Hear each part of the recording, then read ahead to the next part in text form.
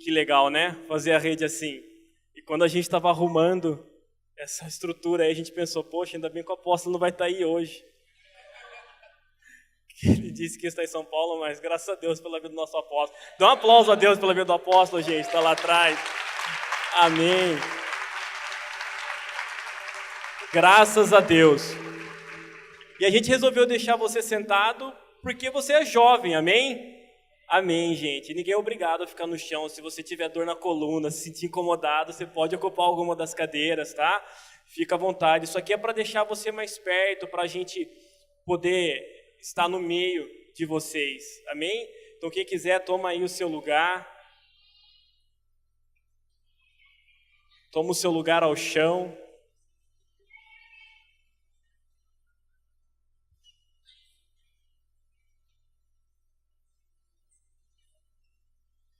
E é motivo de muita, muita, muita alegria poder estar na casa de Deus, é motivo de muita, muita alegria poder servir a Deus, poder prestar o nosso serviço a Deus, como isso nos traz alegria, como isso é bom, como isso é saudável, como isso me deixa feliz, como isso deixa feliz pessoas que eu conheço.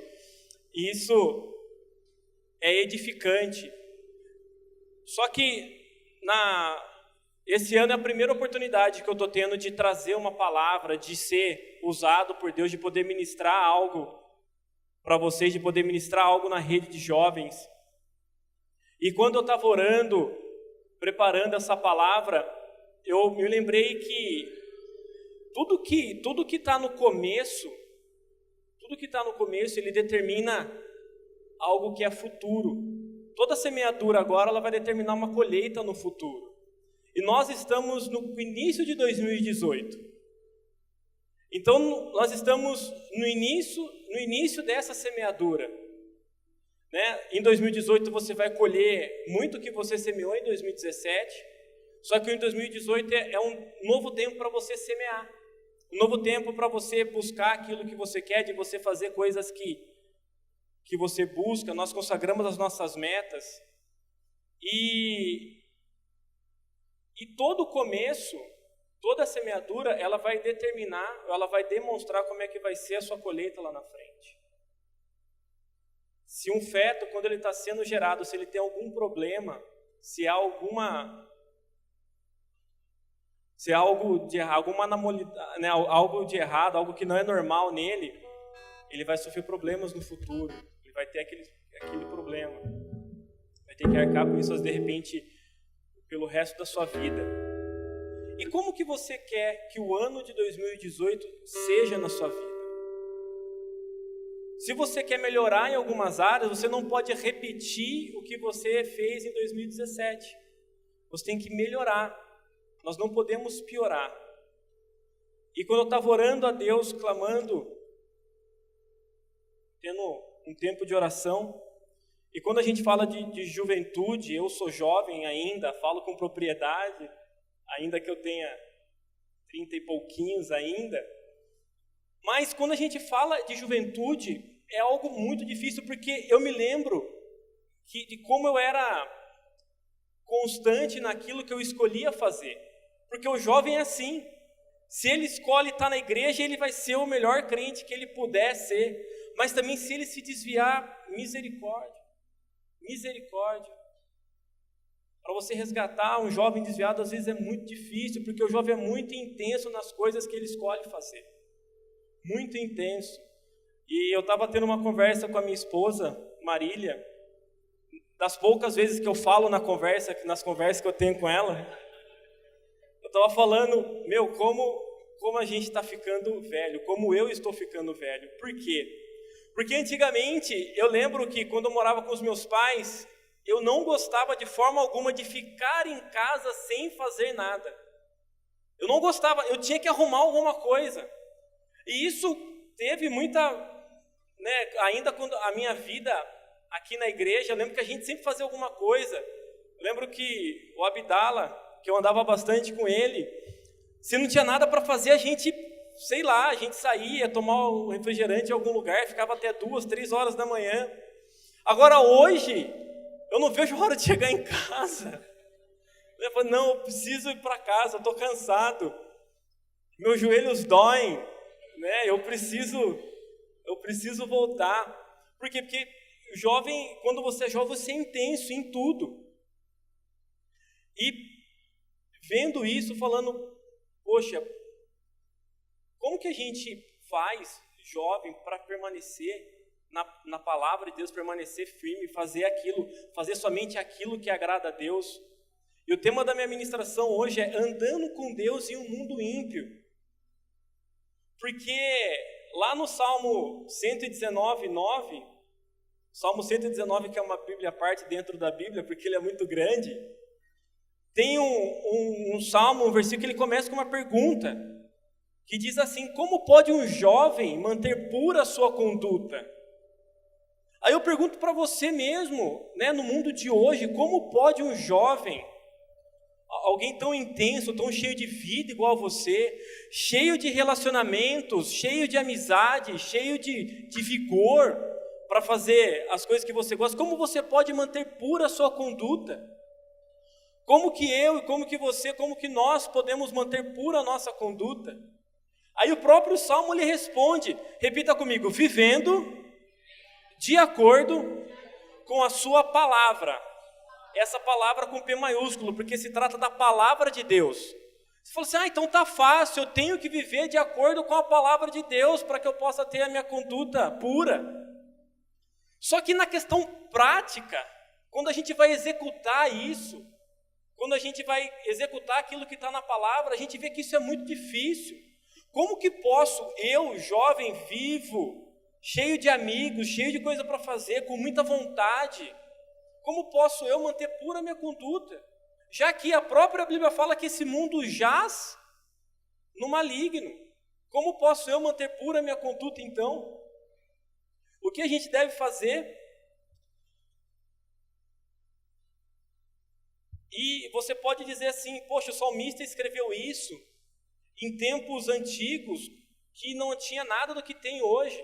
Porque hoje, se eu ligo a minha televisão, eu já vejo algo que desagrada a Deus. Hoje, se eu saio da minha casa, eu ando um pouco na minha rua e já me deparo com coisas que desagradam a Deus. Então, esse salmo ele caiu em desuso. A gente usa esse termo na área legal, na área jurídica. Porque quando existe algum texto de lei que ele é impraticável, que não tem como aplicar aquela lei na nossa realidade, você fala: caiu em desuso. E se você lê a Constituição e outros códigos civil, penal, você vê que tem muitas coisas que são absurdas. Você fala: caiu em desuso, não é comum. E tem muita gente que pensa que a Bíblia é assim, que algumas coisas caíram em desuso, que não são mais para serem utilizadas hoje, que não é mais para você levar ao pé da letra, que não é mais para você fazer aquilo que estava escrito, aquilo que está escrito na palavra de Deus. Só que não é assim, não é assim. A palavra de Deus, ela é viva e eficaz, amém? E ela se renova a cada dia. Por isso que nós devemos ler a palavra de Deus todos os dias, porque nós devemos viver de acordo com a palavra. E tratando sobre esse assunto, eu gostaria de falar com vocês sobre a vida de um personagem na Bíblia, que a minha esposa gosta muito, que ele é chamado Enoque. Repete comigo: Enoque.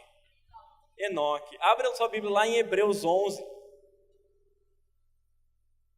Enquanto você vai abrindo a sua Bíblia, esse personagem, ele é muito, muito legal. Só que a Bíblia não traz muitas informações sobre ele.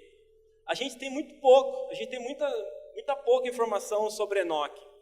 Só que a vida de Enoque tem tudo a ver com a nossa juventude, com a nossa vida aqui hoje. E é algo fantástico. Olha lá o que está escrito, você já abriu no capítulo 11 de Hebreus, a gente vai ler o versículo 5 de Hebreus. Olha lá o que diz assim: pela fé, Enoque foi arrebatado, de modo que não experimentou a morte, e já não foi encontrado, porque Deus o havia arrebatado, pois antes de ser arrebatado, recebeu testemunho de ter agradado a Deus. Olha só que impressionante. Enoque não experimentou a morte, ele foi diretamente arrebatado por Deus. E você não precisa abrir, mas em Gênesis 5:22, a Bíblia diz, na versão NVI, que Enoque andou com Deus por 300 anos. Ou seja, por quase toda a sua vida, Enoque andou com Deus, até ele ser arrebatado. Aí você fala assim, Enoque, ele andava com Deus, ele tinha comunhão com Deus. Eu já vou falar rapidinho sobre isso. E Enoque, a vida dele agradou tanto a Deus, que Deus resolveu trazer ele para perto. Né? Quando uma pessoa muito querida, ela se vai hoje, a gente fala, pessoa crente, que entregou a sua vida, a gente tem que falar, está nos braços do Pai, foi para o céu. Só que Enoque, ele era tão querido, que ele não passou pela morte. Deus falou, vem cá, Enoque, vem aqui. Não, você é muito gente boa, você é muito legal, esse mundo não te merece, Enoque, eu vou te tirar desse mundo, porque você é muito especial, você tem muita comunhão comigo, vem para cá. Deus arrebatou Enoque direto para ele, porque a vida de Enoque deveria ser tão exemplar. Enoque era uma pessoa que aprendeu e entendeu a executar as coisas de Deus, que Deus o abençoou e o arrebatou direto. Aí você pode pensar, Ale, tudo bem, se a Bíblia fala de Enoque lá em Gênesis, quer dizer que ele viveu muito tempo de Cristo, que Enoque viveu numa época em que as coisas eram diferentes da de hoje. Enoque viveu em uma época que o pecado não era tão predominante no mundo. Mais ou menos, né? Por quê? Enoque viveu numa época que o mundo já era muito iníquo, muito pecaminoso. Você sabe por quê? E eu te afirmo isso. Porque 3 gerações depois de Enoque, teve o filho de Enoque, teve o neto de Enoque, e quando chegou no bisneto de Enoque, sabe o que aconteceu na terra? Deus resolveu exterminar todos os humanos por conta do pecado. Porque Noé era bisneto de Enoque. Então a terra já estava repleta de pecado. E sabe quantas vezes lá em Gênesis você vê esse termo de andar com Deus, de agradar a Deus, de ser alguém tão especial? Apenas 2 vezes, Enoque e Noé. Ou seja, toda a humanidade então estava corrompida. Não tinha uma igreja salva, não tinha uma comunidade salva, não tinha um clã que eram as famílias salvos, crentes, que agradavam, que faziam a vontade de Deus. Ninguém. E aí quando Deus exterminou a terra toda, levou Noé, a família dele e os bichos só. Então Enoque já vivia em uma época muito pecaminosa. E mesmo assim Enoque agradou a Deus de tal forma que Deus, de repente Enoque sumiu. É como se chegasse o arrebatamento que a gente está esperando, que é citado em Apocalipse, só de uma pessoa só. Porque só foi Enoque. Não teve morte, só Enoque sumiu. Não foi mais achado. E todo mundo sabia que era porque ele agradava muito a Deus. E tem 2 coisas que a gente pode aprender na vida de Enoque. O que Enoque tinha e que nós devemos ter, o que você precisa ter para agradar a Deus. Porque a gente precisa disso. Enoque foi arrebatado e foi levado diretamente para o céu. E você está aqui na igreja hoje, você está aqui ouvindo essa palavra, e eu quero que você saiba que Deus também quer te arrebatar de uma certa forma. Sabe de que forma Deus quer arrebatar você? Deus quer tirar você desse mundo sujo.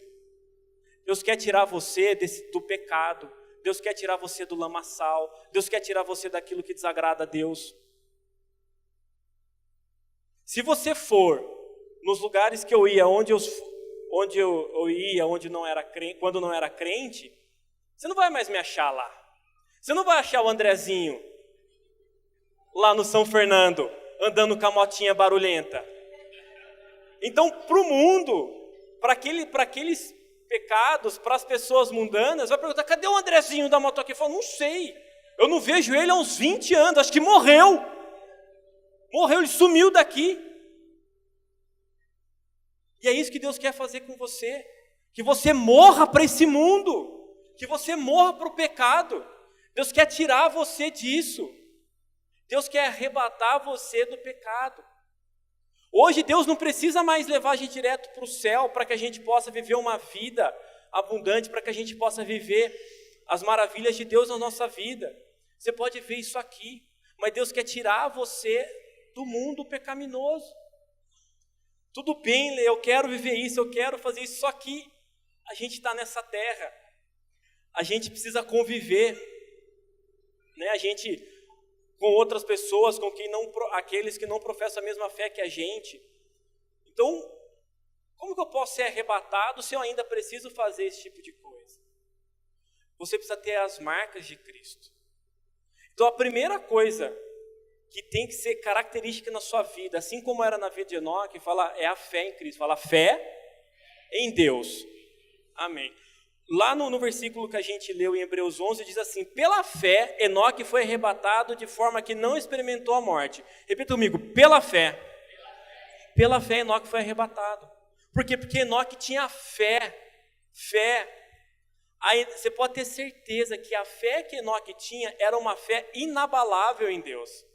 Gente, Enoque viveu de forma íntegra, tão pura, tão santa, que Deus resolveu arrebatar ele. E Enoque teve essa vida de integridade porque ele tinha fé naquilo que Deus iria fazer por ele. Você não abre mão do pecado, a gente não abre mão do pecado, a gente não vem para a igreja, a gente não iria estar aqui se a gente não tivesse fé em Deus. Amém? Se você não cresce em Deus, se você não cresce que Ele está te vendo, se você não cresce que Ele ouvisse as suas orações, você não ia fazer nada. Você não iria se movimentar. Então Enoque vivia daquela forma, porque ele sabia que um dia seria inevitável ele prestar contas da vida que ele tinha. O julgamento de Deus, quando nós partirmos dessa para uma melhor, quando chegar o nosso grande dia, ainda que não seja a volta de Cristo, vai ser inevitável para todos que estão aqui. Quero ter uma revelação para a sua vida aqui. Um dia você vai morrer. Um dia todos nós aqui vamos morrer. E quando esse dia chegar, você vai ter que prestar contas da vida que você teve aqui na terra. E com Deus não tem argumentos, com Deus não tem como você driblar, com Deus não tem como você articular. Você vai prestar contas da sua vida para Deus. Então Enoque viveu uma vida exemplar, tinha uma fé inabalável, ele fazia aquilo que agradava a Deus porque ele sabia que um dia ele teria que prestar contas para Deus. Então aqueles que vivem de forma que desagradam a Deus, eles não têm fé, porque eles não creem que um dia vai ter que prestar conta. Porque se eles soubessem, se eles tomassem ciência disso, poxa, um dia eu vou ter que prestar conta de toda a minha conduta, de tudo aquilo que eu fiz. Você não vai ter uma vida pecaminosa, você não vai viver no lamaçal do pecado, você não vai continuar fazendo o que desagrada a Deus. Então Enoque tinha fé naquilo que Deus poderia fazer para ele, e vivia de forma íntegra, porque sabia que teria que prestar contas. E outra coisa também que Enoque vivia de maneira exemplar, é óbvio, porque Enoque sabia que se ele vivesse de maneira que agradasse a Deus, a boa mão de Deus estaria sobre a vida dele. A boa e poderosa mão de Deus estaria sobre ele. Gente, Deus é Pai. Lincoln falou aqui, eu estava ali, né? Por isso que o Lincoln, ele tem que ser do teatro mesmo, né? Ele prega e você começa a imaginar. Aí eu pensei na manteiga que teria na casa do pai do filho pródigo. Pô, deve ser uma manteiga cara, né? Devia ter falado que era Nutella, Lincoln. Aí o cara, né, ia ser da hora. E Deus é Pai. Deus abençoa. Né? Ainda que você não acredite, Deus vai fazer na sua vida muito mais do que você pensa. Deus te abençoa muito mais. Então Enoque vivia daquela maneira porque ele sabia que a boa e poderosa mão de Deus estaria sobre a vida dele. E jovem, você que está em fase escolar, você que está na faculdade, você que já se formou, você que está no início da sua carreira profissional, opte por colocar Deus em primeiro lugar. Porque você fazendo isso, você vivendo dessa forma, a boa e poderosa mão de Deus estará na sua vida. Amém? Eu, quando cheguei na igreja, até o pastor Nebulo que brincava comigo falando que eu não tinha um gato para puxar pelo rabo. Eu falei, poxa, preciso arrumar um gato então. Arrumei um gato na casa da minha mãe lá, uma gatinha, mas nunca puxei o rabo dela, tadinha. Mas eu não tinha muitas perspectivas daquilo que eu queria fazer e tal. A gente tinha sonhos, mas eu nunca, depois que eu me converti, eu nunca deixei de fazer a vontade de Deus, de viver aquilo que Deus quer, de fazer a vontade de Deus na minha vida. E é algo maravilhoso, porque Deus faz coisas nas nossas vidas que a gente nem pede. Tem coisas que a gente não pede, que você não clama, mas que Deus faz na sua vida, que é a vontade sua. Então Enoque vivia daquela forma porque você pode ter certeza, Enoque contava com a bênção de Deus na vida dele. E você, eu falei aqui da questão do começo. Todo jovem está no começo de alguma coisa. Todo jovem está no começo de alguma coisa. Meu cunhadinho, Gabriel, tão jovem, e você aí que também está em fase de início de vestibular, você é tão jovem, só que você está escolhendo alguma coisa ali, uma carreira que você vai fazer, uma faculdade, que você provavelmente vai permanecer o resto da sua vida nela. Então você com 16, com 17 anos, você já está escolhendo algo que vai refletir pelo resto da sua vida profissional. Então você está sempre no começo. Quem está escolhendo alguém para casar, quem está orando com alguém para casar, que é jovem, que talvez não tenha a sabedoria, a maturidade que se espera humana, você casa para passar o resto da vida com a pessoa. Você não casa para ter uma experiência. Você não casa para ver, vou ver qual é que é.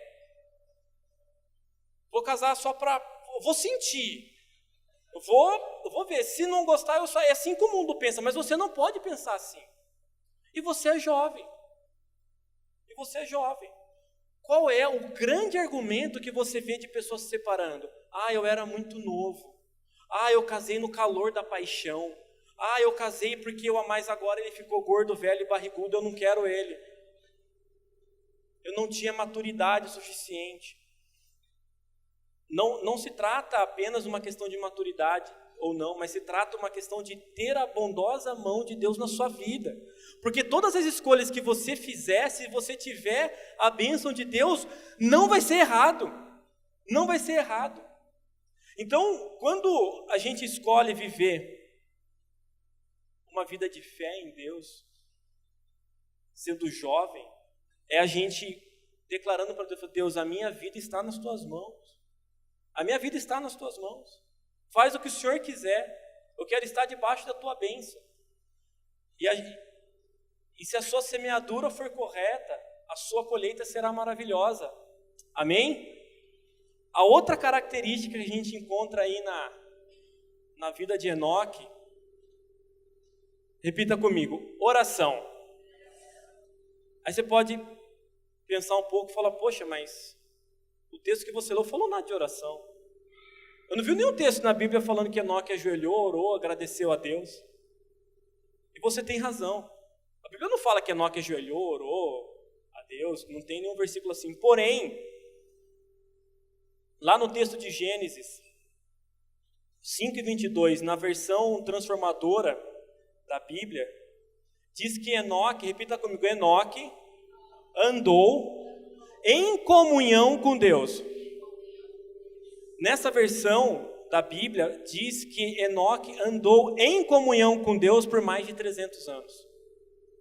Então Enoque tinha comunhão com Deus também. Então se Enoque tinha comunhão com Deus, Enoque falava com Deus. Como é que você tem comunhão com alguém se você não fala com ela? Se você não se comunica com ela? E qual é a nossa forma de nos comunicarmos com Deus? A oração. Por meio da oração. Como é que a gente se comunica? Como é que a gente pede algo para Deus? Orando. Como é que a gente fala da nossa vida para Deus? Orando. Então, se Enoque tinha comunhão com Deus, Enoque, você pode ter certeza que ele tinha uma vida intensa de oração com Deus.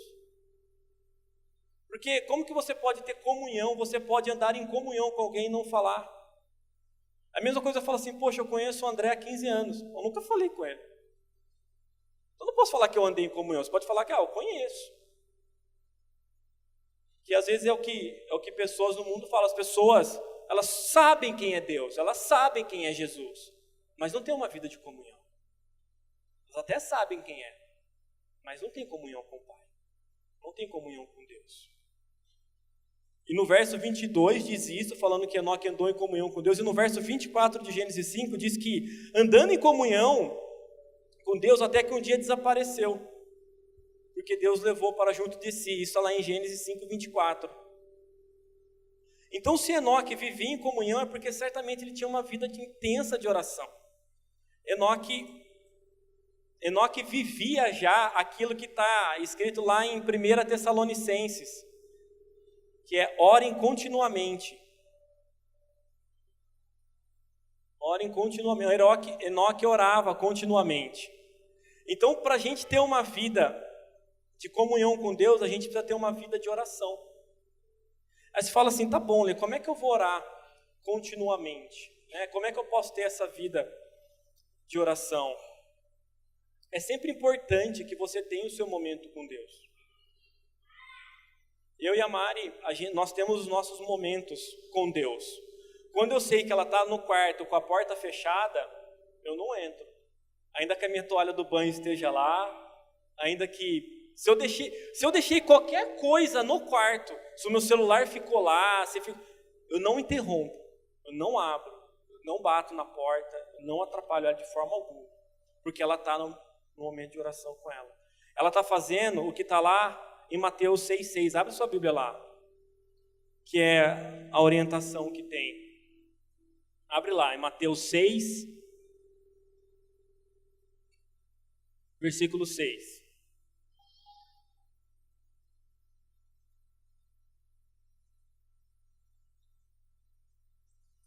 Que diz assim, quando você orar. Mas quando você orar, vá para o seu quarto, feche a porta e ore ao seu pai, que está em secreto. Então o seu pai que vem em secreto o recompensará. Amém? Então é muito importante, jovem, que você separe um tempo no seu dia. Você que faz milhares de coisas, é muito importante que você separe um tempo do seu dia para orar a Deus. Vá lá no seu secreto, vá lá no seu quarto, feche a porta e tenha o seu momento com Deus. Você fez tantas coisas no seu dia e você não vai dar um tempo para Deus? Vai lá. Até a Bíblia, até o apóstolo aqui falou para você ir para o seu quarto e orar. Então vá para o seu quarto, feche a porta e ore a Deus em secreto. Amém? Amém. Tudo bem, só que isso não é orar continuamente. Isso é você ter o seu momento de oração. Isso é você ter o seu momento de entrega ali com Deus, de clamar, de orar, de chorar. Às vezes a Marília sai do tempo de oração dela, parece que eu bati feio nela. Que ela sai com a cara inchada, com o cabelo desse tamanho. E demora algum tempo para recuperar a voz. Eu falo, foi intenso, hein? Foi bom. Mas isso não é orar continuamente. Isso é você ter o seu momento no dia em oração. Então, para fazer isso sempre, você fala muito de mim. Para a gente ter para cumprir aquilo que está em Mateus 6,6, eu teria que ficar o dia inteiro no quarto. E às vezes o jovem fica o dia inteiro, às vezes você fica o dia inteiro no quarto, mas não é orando, né? Fica lá dormindo, vendo televisão, jogando videogame, fazendo um monte de coisa, mas não orando. Fala assim, a Bíblia, Mateus 6,6 falou que eu tenho que ir para o meu quarto, fechar a porta. Mas é para você orar, animal, não é para fazer aquilo que você quer, só dormir lá, dorme 12 horas, ora 5 minutos, eu tô orando. As pessoas que conhecem aí, vindo orar do almoço sem de oração, vai orar e dorme. Tá bom, mas isso não é orar continuamente. Isso é você ter o seu momento de oração. Abra suas Bíblias lá em Efésios 6,18.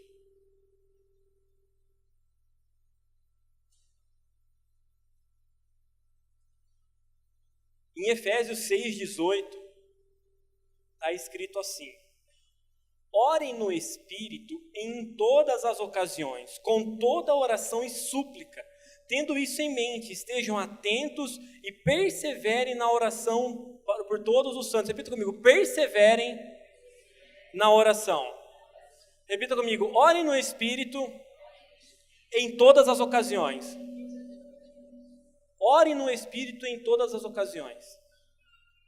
Uma vez na reunião de líderes aqui, a apóstola deu uma palavra que eu pensei, refleti muito naquilo, porque a Bíblia fala que não há nenhum santo na terra, a não ser Jesus Cristo. Ou seja, não há ninguém, nenhum humano na terra sem pecado, que passou pela terra, a não ser Jesus Cristo. Só que ela falou, se você fizer aquilo que está na palavra de orar continuamente, se o tempo todo o seu espírito estar em oração, de você estar pensando em Deus, de você ter uma vida em Deus, gente, é muito difícil o pecado entrar na sua vida. Aí sim, o pecado vai ser o que ele realmente significa. Porque a palavra pecado significa o quê? Errar o alvo. Quando a palavra pecado é errei o alvo. Fiz algo que não deveria, mas já me arrependi, estou bem. Agora, se você tem uma vida contínua no pecado, isso tem outro nome. Isso é iniquidade. Você sabe que é errado e continua praticando. Você não fez aquilo sem querer. Aquilo não foi um erro. Você continuou. Então, Efésios diz que eu e você, que nós devemos orar continuamente. E se você orar continuamente, você pode ter certeza que a sua vida irá agradar muito a Deus. Se você orar continuamente, você pode ter certeza que a bondosa mão de Deus estará na sua vida. Se você orar continuamente, você pode ter certeza que o que você estiver fazendo vai agradar a Deus. Porque o seu espírito vai estar ligado com Deus. E você pode orar em espírito em qualquer lugar e em qualquer ocasião. Não importa o que você esteja fazendo, você pode manter o seu espírito em oração. Você pode manter o seu espírito em oração. Eu tive uma ocasião no ano passado, que teve um cliente do escritório lá, nem foi eu que fiz a ação dele, assim, ele estava muito bravo, que ele perdeu o processo dele. Só que, às vezes, quando o cliente perde o processo, o advogado perde também, porque o advogado não ganha. Se não ganhar, o cliente não ganhar, o advogado não ganha. E aí, quando a secretária anunciou ali para mim, falou, olha, ele está aqui. Ele está muito bravo. Então, cuidado. E já anunciou, já pensei, vou pular pela janela, vou embora. Manda ele embora, que eu não quero atender. E deixei ele entrar. Aí, antes de falar com ele, eu orei no Espírito e falei, Senhor, o Senhor me dê sabedoria, me dê discernimento das minhas palavras, o que eu posso fazer. O homem entrou e foi uma seda comigo. Foi suave. Aí eu até pensei, poxa, a secretária exagerou. Eu falei, não foi a secretária que exagerou. Foi porque eu pedi a Deus. E aí pode parecer algo tão insignificante, tão sem valor na nossa vida, mas quando você tem uma fé inabalável, quando você vive uma vida de oração, você passa a viver aquilo que está lá em Mateus 21, 22. Abre sua Bíblia que eu quero que você grifa esse texto aí na sua Bíblia. Você tem que não rabiscar, porque você não vai conseguir ler de novo, mas se tiver caneta marca-texto, marca ele aí. Em Mateus 21, 22. Olha lá o que está escrito. Vamos repetir junto? Repita a palminha. E tudo o que pedirem em oração, se crerem, vocês receberão. Agora fala assim, tudo que eu pedir em oração, se eu crer, eu vou receber. Essa é a palavra de Deus para a sua vida. Se você tiver uma vida de oração, se você fazer aquilo que agrada a Deus, a bondosa mão de Deus estará sobre a sua vida. Amém? E antes da gente acabar, nós vamos dar início, a partir de semana que vem já, né? Da segunda-feira, a Marília vai falar melhor desse projeto no final, que se chama Gaditas de Joelhos. O que é isso? É a oportunidade que você tem de orar mais a Deus. Às vezes, você não consegue se dedicar tanto no seu lugar secreto, às vezes a gente não consegue entregar a Deus o nosso tanto tempo que a gente precisa. E a gente vai ter um projeto aqui para quê? Para elevar o nosso nível, elevar o seu nível de oração. Então chama Gaditas de Joelhos. Para quê? Porque a oração faz com que a gente tenha comunhão com Deus. E esse projeto vai ser algo muito, muito legal, que você tem que participar. Amém? Eu gostaria que você fosse ficando de pé.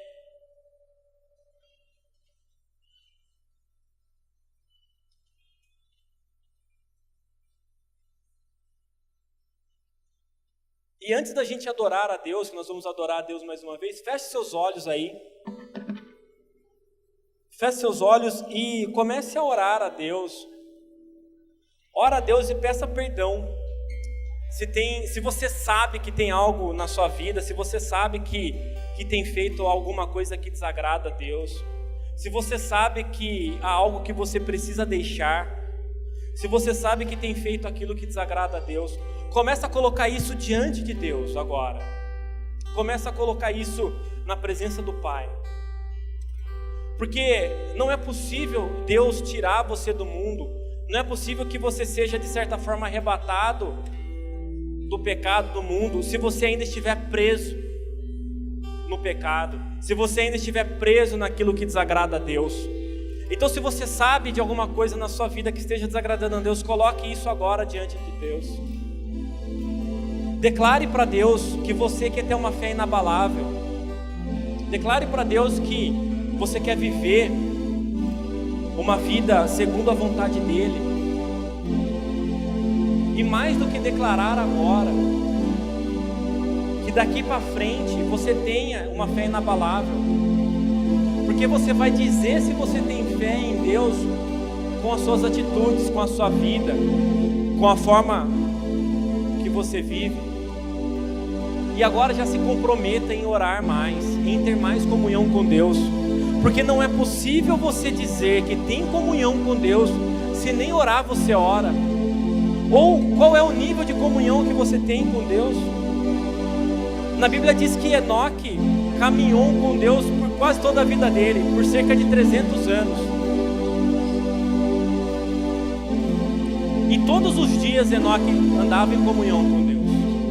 E durante o seu dia, quanto tempo você tem estado em comunhão com Deus? Quanto tempo você tem falado com Deus? Ora a Deus, se comprometa mais com Ele.